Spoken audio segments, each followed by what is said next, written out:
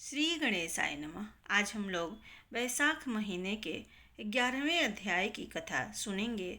मैथिली जी बोले, वैशाख महीने के धर्म सुलभ है और पूर्ण समुदाय को देने वाले हैं, विष्णु भगवान को प्रसन्न करने वाले हैं और शीघ्र ही धर्म, अर्थ, काम और मोक्ष को देने के हेतु हैं। श्रुतियों में कहे हुए ऐसे अस्थायी धर्मों की प्रसिद्धि संसार में क्यों नहीं है। राजस और तामस धर्म तो अनेक प्रसिद्ध हैं, जो दुस्साध्य हैं, बड़े यत्न से किए जाते हैं और जिनके करने में बहुत धन का व्यय होता है। कुछ लोग माघ मास की प्रशंसा करते हैं, कुछ चातुर्मास की, कोई व्यातिपात इत्यादि धर्मों का वर्णन करते हैं। हे राजन, इन अंतर को विस्तार पूर्वक कहिए, मुझे सुनने की बड़ी अभिलाषा है। श्रुतदेव जी बोले, हे भूप सुनो, मैं कहता हूँ कि ये क्यों प्रसिद्ध नहीं हुए तथा दूसरे धर्मों की प्रसिद्धि क्यों संसार में हुई। संसार में राजस और तामस प्रकृति वाले बहुत से ऐसे कामी जन हैं, जो संपत्ति तथा पुत्र पौत्र इत्यादि सांसारिक भोगों की इच्छा करते हैं। संसार में कोई कभी भी बड़े परिश्रम से स्वर्ग को प्राप्त करने का प्रयत्न करता, इसलिए यज्ञ आदि इत्यादि अच्छी क्रियाओं को करता है, परंतु मनुष्य प्रयत्न करके मोक्ष की उपासना नहीं करता। नीच आशा वाले मनुष्य बड़े बड़े कर्मों से काम की चाहना करते हैं। इसी से राजस धर्म, तामस धर्म निश्चय करके प्रसिद्ध हैं और ये हरि भगवान की प्रीति कराने वाले सात्विक धर्म प्रसिद्ध नहीं है। ये धर्म निष्काम है और संसार तथा परलोक में सुख को देने वाले हैं। इसको देव माया से मोहित हुए मूर्ख लोग नहीं जानते। जिस प्रकार से अधिकार प्राप्त होने पर सब मनोरथ सिद्ध हो जाते हैं।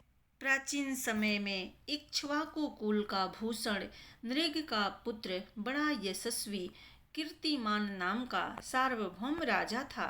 वह राजाओं में श्रेष्ठ, ब्राह्मणों में श्रद्धा रखने वाला, क्रोध को जीतने वाला और जितेंद्रिय था।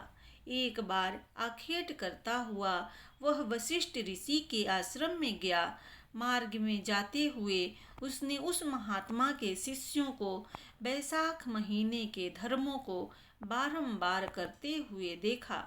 कोई तो पौसारा चला रहे थे तथा छाया मंडप बना रहे थे और किनारे की भूमि हटाकर स्वच्छ बावली बना रहे थे। कहीं पर वृक्ष के नीचे अच्छी तरह बैठे हुओं को पंखों से हवा कर रहे थे, कहीं पर उखदान कर रहे थे, कहीं पर गंध और कहीं पर फल।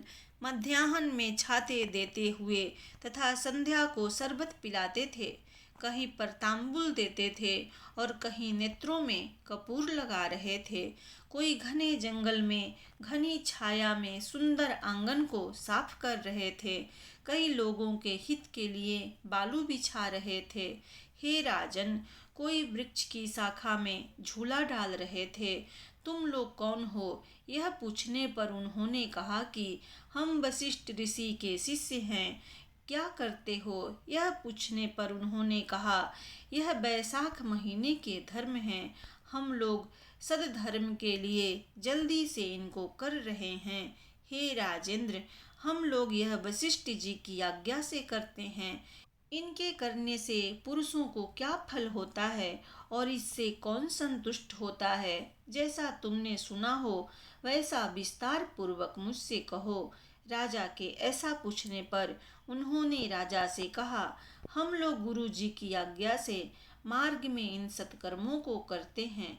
यहाँ हम लोगों को अवकाश नहीं है। गुरु जी से अपना मनोरथ पूछो, वह बड़े यशस्वी अवश्य हैं, इन धर्मों के तत्वों को जानते हैं। इस प्रकार से वशिष्ठ ऋषि के शिष्यों के उत्तर देने पर वह जल्दी से उनकी वेद ध्वनि से आवृत पुण्यशील आश्रम में गया। राजा को आते देखकर वशिष्ठ ऋषि ने प्रीति युक्त होकर भली भांति उसका आतिथ्य सत्कार किया। आतिथ्य सत्कार हो जाने पर वह महात्मा के साथ सुख से बैठ गया और गुरु जी से पूछा, राजा ने कहा, मार्ग में मैंने आपके शिष्यों द्वारा किए जाते हुए बड़े बड़े आश्चर्य के शुभ कार्य देखे। इन शुभ कार्यों को करने वाले उन्होंने मेरे पूछने पर कहा कि हम लोगों को इस धर्म की प्रशंसा करने का अभी अवकाश नहीं है। ये कर्तव्य गुरु जी से आज्ञा पाकर हम लोग कर रहे हैं। उन्होंने कहा, गुरु जी के पास जाइए। इसलिए मैं आखेट करने से थक कर आतिथ्य सत्कार चाहता हुआ आपके पास आया हूँ। मार्ग में आपके शिष्यों से किए जाते ये कार्य देखे थे। हे मुनीश्वर, इन धर्मों के विषय में सुनने की मेरी बड़ी लालसा थी।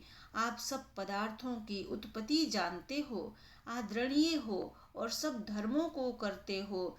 इसलिए इन धर्मों को सुनने की लालसा वाले विनीत शिष्य को हे मुनिवर, मुझ श्रद्धा वाले से कहिए। बड़े यशस्वी ऋषि ने इक्ष्वाकु वंश के राजा से ऐसा पूछने पर मन में अति प्रसन्न हुए। मुनि ने कहा, आपने यह बहुत अच्छा पूछा है। हे राजन, तेरी बुद्धि स्थिर और सुशिक्षित है। इसी से विष्णु भगवान की कथा में तथा धर्मों के करने में निमग्न हुई है। तेरे पुण्य सफल होंगे। उस शिष्य से ऐसा कहकर प्रसन्न होकर बोले, हे राजा, जो तूने अभी पूछा उसको मैं कहता हूँ, सुनो। इसके सुनने से ही मनुष्य सब पापों से मुक्त हो जाता है।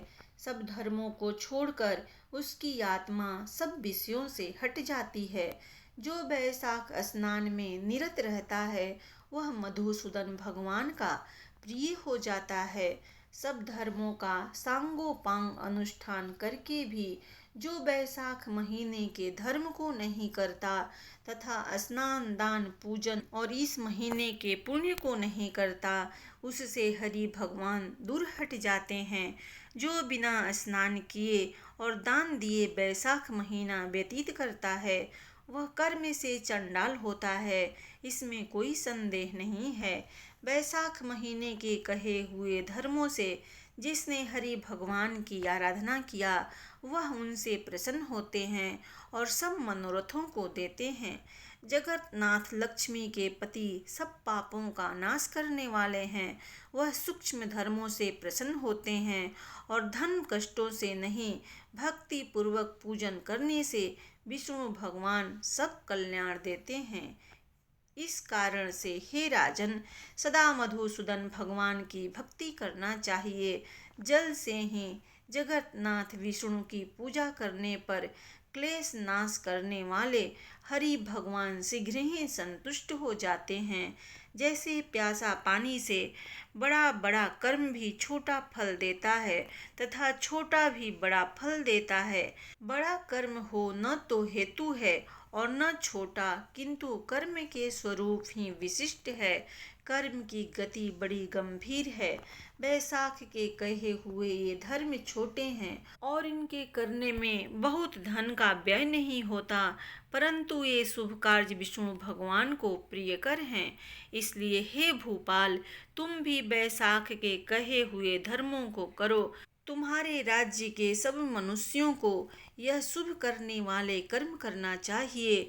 जो अधम बैसाख में कहे हुए धर्मों को बहुत शिक्षा देने पर भी नहीं करता, हे भूपति, उसको तुम दंड दो।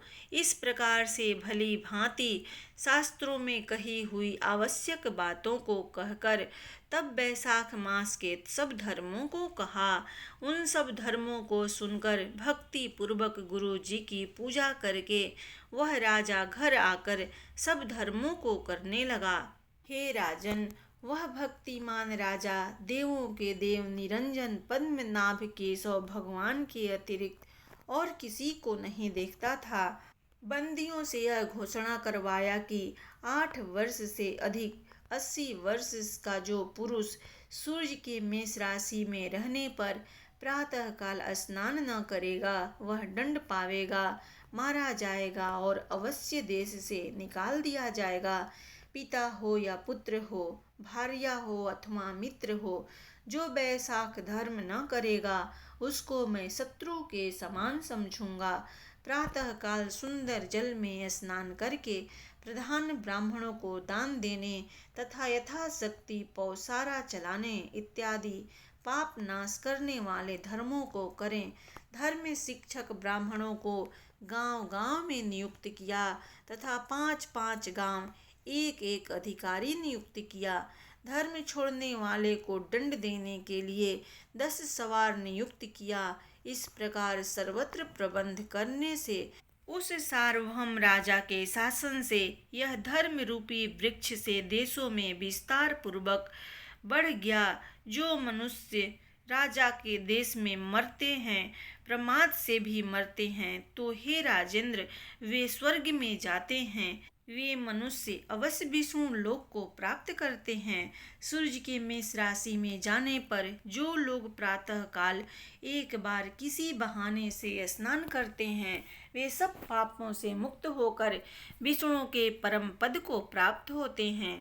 एक बार भी वैशाख महीने में स्नान करने से मनुष्य यमलोक को प्राप्त नहीं करता। हे राजन, सूर्यवंशी उस राजा ने मरण के लेख को मिटा दिया। तब चित्रगुप्त को लिखने का काम न रह गया। पहले के पाप संबंधी लेख मिटा दिए गए। अपने किए हुए कर्मों से मनुष्यों के शीघ्र ही विष्णु लोक में जाने से नरक सुना हो गया। सभी प्राणी पाप से निर्मुक्त हो गए। वैशाख धर्म के प्रभाव से नरक जाने का मार्ग रुक गया। सब मनुष्य स्वच्छ होकर विष्णु लोक में जाने लगे। देवताओं के सब लोक भी उसी प्रकार शून्य हो गए। स्वर्ग शून्य हो गया, नरक भी शून्य हो गया। नारद जी ने धर्मराज के पास जाकर कहा, हे राजन, नरक में अब चिल्लाहट शब्द नहीं सुन पड़ते जैसा पहले सुन पड़ते थे। किसी पाप कर्मों की लिखावट भी नहीं होती। चित्रगुप्त मुनि के समान चुपचाप मौन बैठे रहते हैं। हे राजेंद्र, पाप कर्म करने वाले माया और गर्व से भरे मनुष्य आपके लोक में नहीं जाते। इसका कारण बतलाइए। महात्मा नारद के ऐसे वचन कहने पर कुछ दीनता प्राप्त करके वैवस्वत राजा बोले, हे नारद, इस समय पृथ्वी पर जो राजा है वह पुराण पुरुषोत्तम हर्षिकेश भगवान का बड़ा भक्त है। उसने डुग्गी पिटवाकर आज्ञा करवाया है कि 8 वर्ष से लेकर 80 वर्ष तक का जो मनुष्य वैशाख महीने के धर्मों को नहीं करेगा वह निसंदेह दंड पावेगा। उसी भय से सब लोग इसका उल्लंघन नहीं करते। हे नारद, इसी कर्म से वे विष्णु धाम को जाते हैं। वैशाख सेवा से लोग वैकुंठ में चले जाते हैं। हे मुनि श्रेष्ठ, उस राजा ने अब मार्ग रोक दिया है। नरक को, लोकों को तथा देवलोकों को सुना कर दिया है। लेखक लोग आराम करते हैं, लिखे हुए को भी मनुष्य मिटा रहे हैं। हे मुनि, वैशाख मास के धर्म का ऐसा महात्म्य है।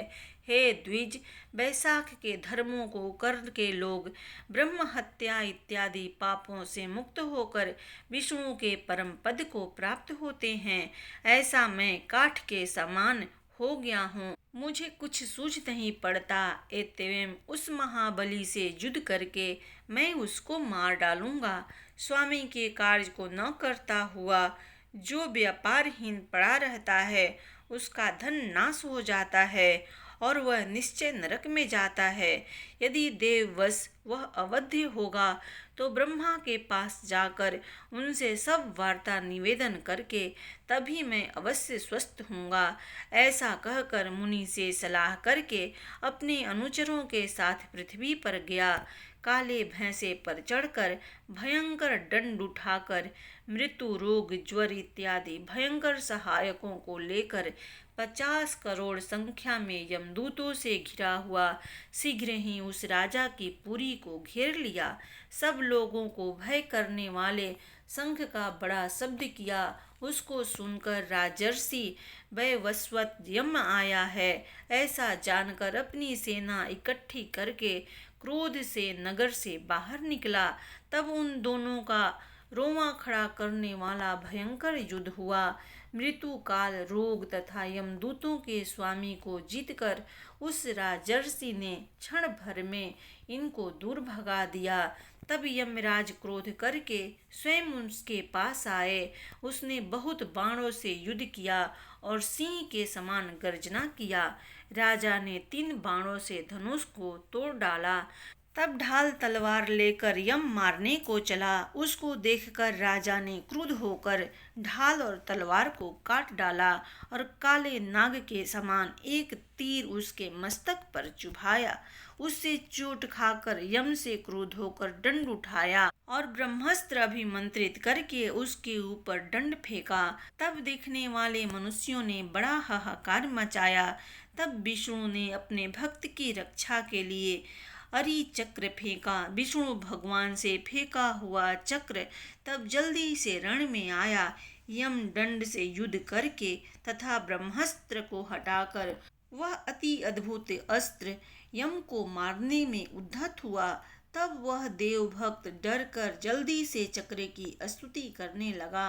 हे सहस्त्रधार, हे विष्णु के हाथ के आभूषण, तुमको नमस्कार है। तुमको भगवान हरि ने सर्वलोक की रक्षा करने के लिए पहले धारण किया था। हे महाबल, हे विष्णु भक्त, तुमको मैं यम की रक्षा करने के लिए मांगता हूँ। देवताओं से द्रोह करने वाले मनुष्यों का काल तुम ही हो, दूसरा कोई नहीं है। इसलिए हे जगतपति, इस यम की रक्षा करो, कृपा करो। राजा से ऐसी स्तुति किए जाने पर चक्र ने यम को राजा के समीप पहुंचाकर देवताओं के देखते देखते स्वर्ग में चला गया। तब यम बहुत निर्विघ्न होकर ब्रह्मा के स्थान को गया। वहां पर मूर्तिमान तथा अमूर्तिमान प्राणियों से घिरे हुए ब्रह्मा जी को बैठा देखा। वह सबके आश्रय हैं, जगत के बीज हैं, सब लोकों के पितामह हैं। अनेक लोकपाल तथा दिक्पालों से उपासना किए जाते हैं। इतिहास, पुराण इत्यादि तथा विग्रह स्थिति वेदों से मूर्ति धारण करने वाले तथा समुद्र, नदी और सरोवर मूर्ति धारण किए तथा पीपल इत्यादि सब वृक्ष, बावली, कुआं, तालाब तथा पर्वत मूर्ति धारण किए। दिन रात, पक्ष, महीने, संवत्सर तथा काल, काष्ठा, निमेष, ऋतु, अयन, युग, संकल्प, विकल्प, निमेष तथा ऋक्ष, योग, करण, पूर्णमासी, चंद्रमा का क्षय, सुख दुख, भय, लोभ, हानि, जय अजय, सत्व, रज तथा तमस ये से युक्त, शांति, मूढ़, अति घोर विकार और प्रकृति से वायु, देव, श्लेष्मा, पित्त इत्यादि से युक्त यम इनके मध्य में बधू के समान लज्जा युक्त पहुँचा और उसने मलिन मुख किए हुए पृथ्वी तल को देखा। पास में बैठे हुए लोग यम को आते हुए देख आश्चर्य से आपस में कहने लगे कि यम यहाँ क्यों आया? लोक की सृष्टि करने वाले पितामह से भेंट करने आया है। यह रवि सूत तो एक क्षण के लिए भी व्यापार सुन नहीं रहता। यह यहाँ किस लिए आया है? क्या देवता लोग कुशल से हैं? बड़ा आश्चर्य तो यह है कि इसकी पट्टियाँ धो गई है। इसके पीछे पीछे इसका लेखक भी आया है। उसका मुख भी दीनता से दबा है। इस अधर्म से डरने वाले की भी कदाचित पट्टियाँ धो गई है। जो न देखा था और न सुना था वह अब हो गया है। उनके ऐसा कहने पर प्राणियों के प्रेत पर शासन करने वाला सूर्य का पुत्र यम ब्रह्मा जी के आगे भूमि पर ऐसा गिरा जैसे जड़ कटा हुआ वृक्ष और बचाओ बचाओ कहकर रोया।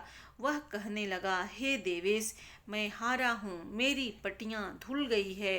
हे कमलासन, आपके साथ रहने पर भी मैं नाश देखता हूँ। हे राजेंद्र, ऐसा कहकर वह चेतना शून्य हो गया। सब सभा में कोलाहल का शब्द हुआ, जो सब स्थावर जंगम मृत प्राणियों को रुलाता है। वह वैवस्वत यम किस लिए दुखी होकर रोता है, जो मनुष्यों को कष्ट देने वाला है? वह इतनी जल्दी दुख क्यों हुआ? अवश्य पाप करने वाला मनुष्य कल्याण को प्राप्त नहीं करता। तब ब्रह्मा जी की इच्छा जानकर वायु ने उसका मुख बंद कर दिया। लोगों को हटाकर सब लोगों के सूत्र रूप उद्धार की चित्त वाले ब्रह्मा जी ने अपनी मोटी भुजाओं से धीरे धीरे उसको उठाया और कलपते हुए उस पराधीन को आसन पर बैठाकर रवि सूत यम से पूछा, किससे तुम हराए गए हो और किसने तुमको स्थान से हटाया है? हे लोकपति, किसने तुम्हारी पत्तियां ढो डाली है? सब बात पूर्ण रूप से कुशकेतु के पुत्र से कहो। हे तात, वह सबका प्रभु है, तेरा है, मेरा भी है। हे मार्तंडे, तुम्हारे हृदय के दुख को यह हरेगा। जब पवन देवता ने ऐसी बात कहा तब अति दीन रवि पुत्र यम ने कुशकेतु के पुत्र के मुख की ओर देखकर गदगद वाणी से कहा, सच है। यम ने कहा, हे शंभो, हे पितामह, मेरे वचन को सुनो। मैं लोपित हुआ हूँ। अपने पद के खंडन को मैं मरण से भी अधिक मानता हूँ। हे कमलासन, किसी काम में नियुक्त किया हुआ मनुष्य यदि अपने काम को नहीं करता, वह अपने मालिक के धन को वृथा खाता है। वह काठ का कीड़ा अर्थात दीमक होता है। जो बुद्धिमान लोभ से राजा का धन खाता है, वह नौकर 3 कल्प तक नरक में जाता है। हे ब्रह्मा, जो लोभ त्याग करके स्वामी की सेवा नहीं करता, वह घोर नरक भोग कर कौवा होता है। अपने कार्य में लीन होकर जो स्वामी के कार्य को नष्ट करता है, वह पापात्मा 3 कल्प तक घर में चूहा होता है। जो निरोगी कर्म करने में समर्थ होकर भी प्रतिदिन अपने घर में रहता है, वह मनुष्य बिलैया होता है। हे देव, आपकी आज्ञा से मैं धर्म से प्रजा का पालन करता हूँ। पुण्य करने वाले को पुण्य से और पाप करने वाले को पाप से। हे प्रभो, धर्म शास्त्र जानने वाले मुनियों ने भली भांति विचार करके कल्प के आरंभ से आज तक मुझे इस कार्य को करने के लिए नियुक्त किया। इस काम के करने में मैं अशक्य हूँ। कीर्तिमान राजा ने पृथ्वी पर आपकी नियुक्ति को तोड़ डाला। हे जगतनाथ, इसके भय से समुद्र से घिरी हुई पृथ्वी वैशाख मास में कहे हुए धर्मों में लीन है। संसार में ऐसे कोई नहीं है जो सब धर्मों को छोड़कर, पिता का पूजन छोड़कर, अग्नि की पूजा तथा तीर्थ यात्रा इत्यादि शुभ क्रियाओं को छोड़कर, दोनों योग्यों को छोड़कर, प्राणायाम त्याग कर, स्वाध्याय तथा होम को त्याग कर, अनेक पापों को करते हुए भी वैशाख के धर्मों को करके विष्णु लोक को न जाते हैं। मनुष्यों के पिता तथा दादा के साथ दादा के पितर लोग, पितरों के पिता तथा मातामह और इनके पिता इत्यादि इनके जनन करने वाले तथा इस जनन करने वालों के भी पूर्वज विष्णु लोक को प्राप्त होते हैं। हे देव, यही दुख मेरे मस्तक को पीड़ा देता है। मेरे लेख को धोकर भार्या के पितर लोग तथा हे प्रभु, पितरों के बीज से आए हुए वे धात्री के कोख से उत्पन्न हुए भी विष्णु लोक को प्राप्त होते हैं। जो कोई कर्म कोई पुरुष करता है, उसको वही भोगता है, परंतु कुल में बिरला ही मनुष्य ऐसा उत्पन्न होता है जो सबके किए हुए पापों को हटाकर, हे विभो, दोनों पक्ष की 26 पीढ़ियों को तारता है तथा हे तात, भार्या के तथा सबकी कोख से उत्पन्न हुए सभी को तारता है। और हे जगन्नाथ, वे सब भी विष्णु परम पद को प्राप्त करते हैं। हे देव, इस प्रकार की नियुक्ति से मेरा क्या प्रयोजन है? वैशाख मास के धर्मों को करने वाले मुझको त्याग कर हरि भगवान के पास जाते हैं और 21 कुलों का उद्धार करके पापों से विमुक्त होकर अति शोभायमान होते हैं। मेरे लोक को छोड़कर वैकुंठ को जाते हैं। हे तात, ऐसे यज्ञों से मनुष्य लोग दिव्य गति नहीं प्राप्त करते। सब तीर्थों से, दान इत्यादि से, तपों से, व्रतों से अथवा सब धर्मों को करके भी यह गति प्राप्त नहीं होती। मनुष्य लोग प्रयाग में पतन होने से, युद्ध में मरने से, भृगु के पतन तथा काशी में मरने से उस गति को प्राप्त नहीं होते जो वे बैसाख महीने के धर्मों को करने से प्राप्त करते हैं। प्रातः काल स्नान करके, देवता की पूजा करके तथा बैसाख मास के महात्म को बार बार सुनकर, वैष्णवों के उचित धर्मों को करके मनुष्य पितामह माधव मास के धर्म से सब बराबर हो जाता है। बुरे कर्म में रहने वाले भले तथा अपवित्र पवित्र हो जाते हैं। बैसाख मास के धर्मों को लोग राजा की आज्ञा से करके स्वर्ग में जाते हैं। यह हमारा बड़ा शत्रु है और आपका भी विशेष करके है। हे नाथ, आप इस राजा को संसार से हटा दीजिए। हे हरि वल्लभ, बिना संस्कार के लोग भी बैकुंठ को जाते हैं। केवल विष्णु के चरण का आश्रय करते हुए हम लोगों की उपेक्षा करते हैं। सबको यह राजा बैकुंठ में ले जाएगा, इसमें कोई संदेह नहीं है। यह दंड और यह पटिया आपके पैरों पर मैं रखे देता हूँ। इस राजा ने बड़े लोकपाल को धो डाला। उस पुत्र के उत्पन्न होने से क्या लाभ है जो माता को केवल क्लेश ही देता है। जो शत्रु को जेठ महीने के सूर्य के समान नहीं तपाता, उसके माता का जन्म वृथा ही हुआ, वह कुपुत्री है। मेघ में बिजली के समान जिसकी कृति नहीं चमकती, जो विद्या अथवा धन से पिता को पाप से उद्धार नहीं करता, जो पुत्र धर्म अर्थ और काम में विमुख रहता है, वह माता के कोख से उत्पन्न हुआ रोग है, पृथ्वी पर जन्म लिया हुआ नहीं है।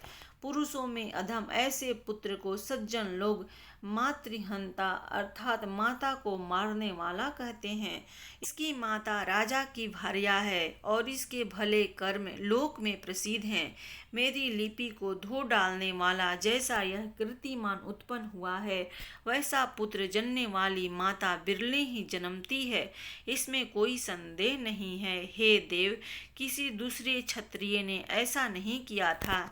हे जगन्नाथ, पुराणों में भी पटिये का धुल जाना नहीं सुना गया था। हे जगतपति, हरि भगवान में तत्पर इस राजा को छोड़कर मैं किसी दूसरे को नहीं जानता, जिसने नगाड़ा पिटवाकर घोषणा करके हमारे मार्ग को रोक दिया है।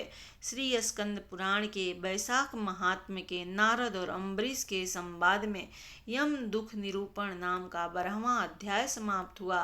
प्रेम से बोलिए विष्णु भगवान की जय।